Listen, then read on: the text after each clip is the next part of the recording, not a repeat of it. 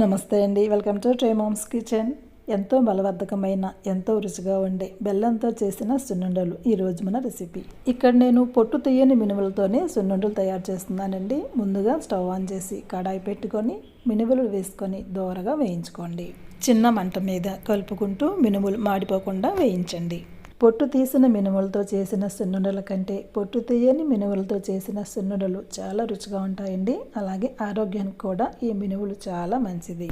పాతకాలంలో సున్నుండలు ఇలాగే చేసేవారండి. మినుములు పొట్టు తీయకుండా పంచదార వాడకుండా చేసిన ఈ సున్నుండలు పిల్లలైనా పెద్దలైనా రోజుకి ఒక ఉండ తిన్నారంటే చాలు, ఎంతో బలంగా తయారవుతారు. అలా చిన్న మంట మీద కలుపుకుంటూ వేయించుకుంటే ఒక 10 నిమిషాలకి మినుములు వేగిన మంచి వాసన వస్తుందండి. ఒక 4-5 గింజలు నలిపి చూస్తే ఇలా ఎర్రగా వేగినట్లు తెలుస్తుంది.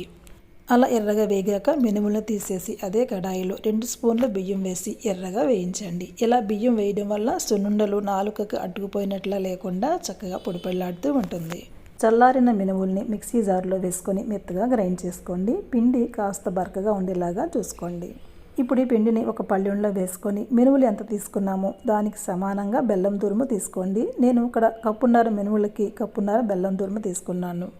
అలాగే 1/2 టీ స్పూన్ యాలకుల పొడి కూడా వేసి బెల్లము పిండి బాగా కలిసేలాగా చేతితో కలపండి. ఇప్పుడు ఒక మిక్సీ జార్లో కొద్దిగా వేసుకొని 5 సెకండ్ల పాటు తిప్పితే సరిపోతుందండి. బెల్లము పిండి చక్కగా కలిసిపోతుంది.